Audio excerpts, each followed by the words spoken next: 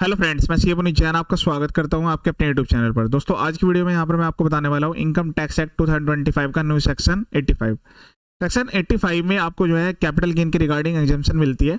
पहले जो प्रोविजंस था यहाँ पर 54 EC में थे। ये इनकम टैक्स की ऑफिशियल वेबसाइट है www.incometaxindia.gov.in।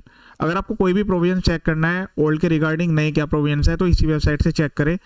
प्रॉपर आपको जो है एक्ट की नॉलेज होना जरूरी है। अगर आपने जो है इसको प्रॉपर्ली सही तरीके से रीड नहीं किया, इसका आपने कोई अदर मीन्स निकाल दिया तो बाद में जो आपको प्रॉब्लम हो सकती है। तो इनकम टैक्स 1961 के जो सेक्शन था 54 EC, उसको यहाँ पर नए प्रोविजन सेक्शन 85 में कवर किया गया है। इसमें जो है सब सेक्शन है आपके और कुछ क्लोजेज हैं, तो मैं यहाँ पर प्रॉपर्ली इसको कवर करने वाला हूँ आज की वीडियो में।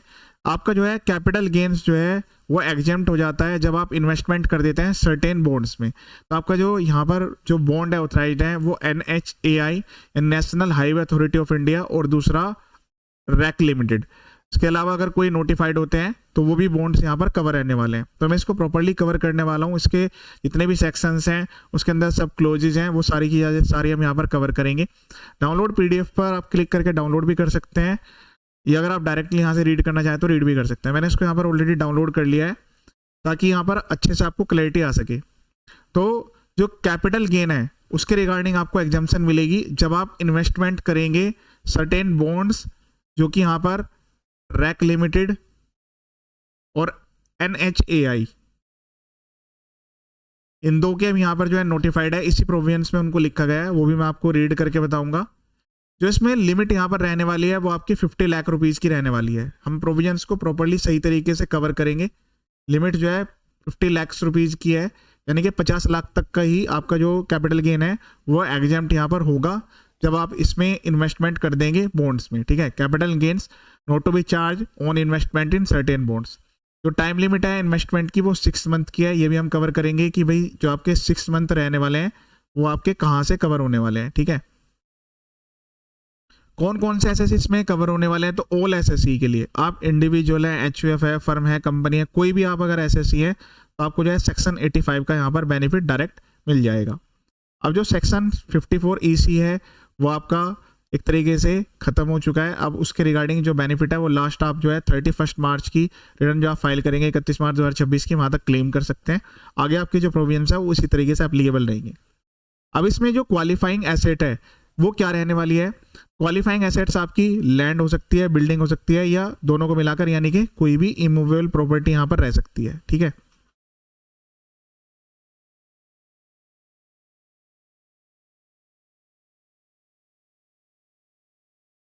सबसेक्शन 1 में वेयर एन एसएससी हैज, आपका अगर लॉन्ग टर्म कैपिटल गेन है, केवल यहाँ पर LTCG को कवर किया गया है, यानी कि शॉर्ट टर्म कैपिटल गेन के रिगार्डिंग ये एग्जाम्पशन आपको नहीं मिलेगी।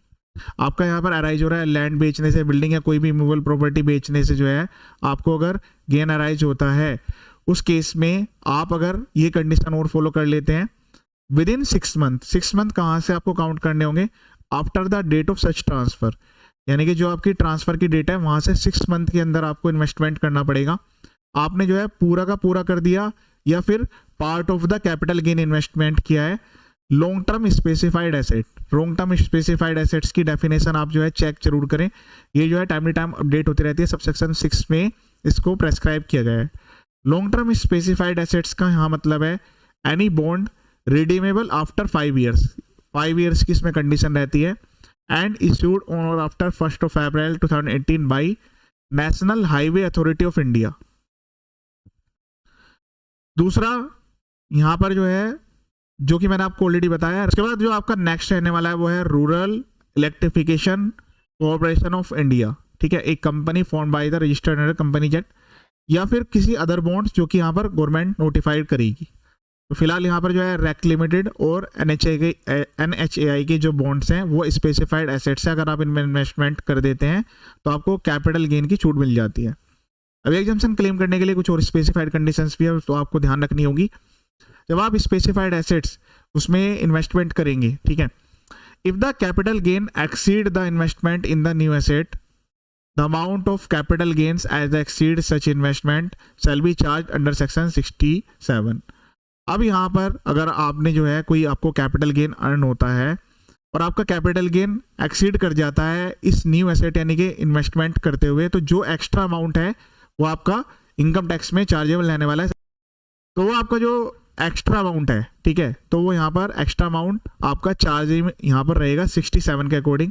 फॉर एग्जांपल एक पर्सन है जिसने यहाँ पर 70 लाख रुपीज का कैपिटल गेन अर्न किया है, ठीक है, 70 लैक्स में से यहाँ पर उन्होंने 50 लाख रुपीज जो है वो इन्वेस्टमेंट कर दिया है सेक्शन 85 के अकॉर्डिंग। तो बाकी बचे जो उनका 20 लाख रुपए का अमाउंट है वो यहाँ पर इनको टैक्स देने की रिक्वायरमेंट आएगी। If the capital gains are equal to और less than the investment in new asset, the whole of such capital gain shall not be charge under section 67। If the capital gains are equal to और less than the investment in the new asset, तो अगर आपका जो है 50 लाख या उससे कम का है तो पूरा का पूरा एग्जाम्प्ट होगा। सबसेक्शन 2 में कंडीशन स्पेसिफाइड की गई है। For the purpose of subsection 1, investment made in long term specified asset और capital gains arising from transfer of one और मोर ओरिजिनल एसेट। तो ये जरूरी नहीं है कि आप जो है एक एसेट बेच कर अर्न करें। अगर आपकी एक या एक से ज़्यादा लैंड और बिल्डिंग या फिर कोई प्रॉपर्टी है मूवेबल, वो आपने सेल आउट किया है, तो आप जो है उसको इन्वेस्टमेंट कर सकते हैं। 50 लाख रुपए से ज़्यादा का ये नहीं जाएगा during the any tax year. तो पहला जो आपका टैक्स ईयर रहने वाला है वो 26-27 है, ठीक है। In the year of transfer of original assets और assets and in the subsequent tax year. तो 50 लाख रुपीज से ज़्यादा का यहाँ पर क्रॉस नहीं करेगा जिस साल में वो ट्रांसफर किया आपने, या फिर वो जो एसेट्स है अगले जो भी सब्सिक्वेंट ईयर्स है उनमें भी, ठीक है। तो इसमें यहाँ पर एक कंडीशन लगाई गई है, जो आप यहाँ पर जिस टाइम पर आपने ओरिजिनल एसेट ट्रांसफर की है या उससे अगले सालों में भी जो लिमिट है वो इन्वेस्टमेंट की जो है 50 लाख रुपए से ज़्यादा नहीं जा सकती है। Subsection 3, if the new asset is transferred और कन्वर्टेड, जो आपने यहाँ पर ये इन्वेस्टमेंट किया है बॉन्ड्स में, अगर आप उसको जो है 5 साल से पहले मनी में कन्वर्ट कर लेते हैं, तो जो भी आपका कैपिटल गेन टैक्स चार्ज नहीं हुआ, मतलब जो कैपिटल गेन टैक्स आपसे नहीं लिया गया है सेक्शन 67 में एज पर द सबसेक्शन 1 जो कि हमने यहाँ पर रीड किया है, वो यहाँ पर ये माना जाएगा कि वो आपकी लॉन्ग टर्म कैपिटल गेन की इनकम है जिस साल में भी आपने जो वो ट्रांसफर कर दिया या फिर उसको कन्वर्ट करा लिया। तो अगर आप इन वाले बॉन्ड्स में इन्वेस्टमेंट करते हैं तो आपको इनको होल्ड करना होगा 5 साल के लिए, ना तो आप ट्रांसफर कर सकते हो और ना ही आप इनको मनी में कन्वर्ट कर सकते हैं। यहाँ तक कि सबसेक्शन 4 में कंडीशन लगाई गई है, आप इसके अगेंस्ट में कोई भी लोन या फिर एडवांस भी नहीं ले सकते। अगर आपने कोई भी लोन एडवांस ले लिया एज एन सिक्योरिटी रखकर इन वाली एसेट्स को, तो ये माना जाएगा कि आपने जो है न्यू एसेट्स को मनी में कन्वर्ट कर लिया है उसी डेट में जिस दिन आपका लोन या एडवांस आपको ग्रांट किया गया है। तो इसके लिए कंडीशन लगाई गई है, ना तो आप जो है इसको 5 साल से पहले सेल आउट कर सकते हैं, ना ही कन्वर्ट कर सकते हैं। वैसे तो 5 साल के लिए बॉन्ड होते हैं, बाउंड है, लेकिन इसके अगेंस्ट में आप लोन नहीं ले सकते, कोई सिक्योरिटी डिपॉजिट एज ए इसको सबमिट नहीं कर सकते। Subsection 5, where the investment in the new assets has been taken into account for subsection 1, जब आपने यहाँ पर जो इन्वेस्टमेंट जो कि न्यू एसेट में किया है रैक या बॉन्ड्स में, तो फिर आपको जो है कोई भी डिडक्शन नहीं मिलेगी। सेक्शन 123, ये जो 123 सेक्शन है ये आपका पुराने एक्ट के सेक्शन यहाँ पर 80C की तरह है। तो 80C में आपको जो है 1.5 लाख रुपए की डिडक्शन मिलती थी 1.5 लाख की।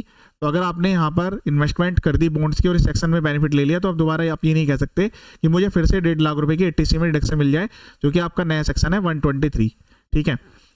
ऑलरेडी हमने सब सेक्शन 6 को कवर कर लिया है। इसके लिए जो आपकी इमूवेबल प्रॉपर्टी है वो आपकी किसी भी टाइप की यहाँ पर हो सकती है।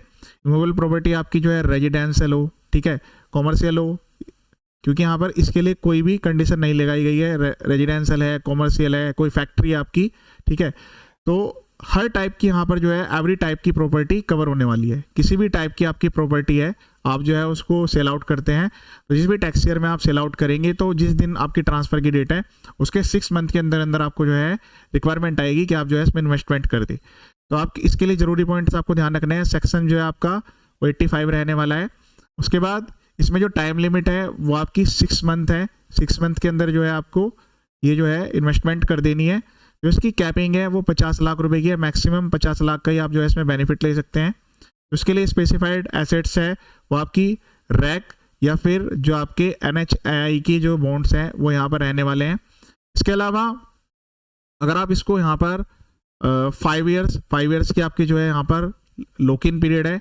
अगर आप इससे पहले इसको जो है सेल करते हैं या फिर लोन ले लेते हैं इसके अगेंस्ट में, तो फिर आपको इसको जो है बेनिफिट नहीं दिया जाएगा। एक बार आपने इस सेक्शन में बेनिफिट ले लिया तो फिर आपको जो है 123 वाला जो बेनिफिट है 1.5 लाख रुपए वाला वो नहीं मिलेगा। तो मैंने आपको पूरी यहाँ पर समरी प्रोवाइड कर दी है। जो आपका कैपिटल गेन एग्जेम्प्ट होगा वो केवल और केवल long term capital gain exempt होगा। इसमें जो है ऑल एसएससी कवर है, मतलब आपका जो है किसी भी टाइप का आपका नेचर है एज एन एसएससी, ठीक है, आप इंडिविजुअल एचयूएफ हैं तो आप इसका बेनिफिट ले सकते हैं। New section 85। तो ये था लेटेस्ट वीडियो। बाकी इसके अलावा मेरे यूट्यूब चैनल पर अदर वीडियोज भी जल्दी मैं यहाँ पर अपलोड करूँगा, और यहाँ पर जो है प्लेलिस्ट में आपको स्पेसिफिक वीडियो मिल जाएगी कोर्स के अंडर भी इनकम टैक्स एक्ट 2025 के जो भी नए वीडियोज है इनकम टैक्स रूल्स के, वो सब कुछ यहाँ पर आपको मिलने वाला है। वीडियो को शेयर करें ताकि सभी को उसका बेनिफिट मिल जाए। ये वीडियो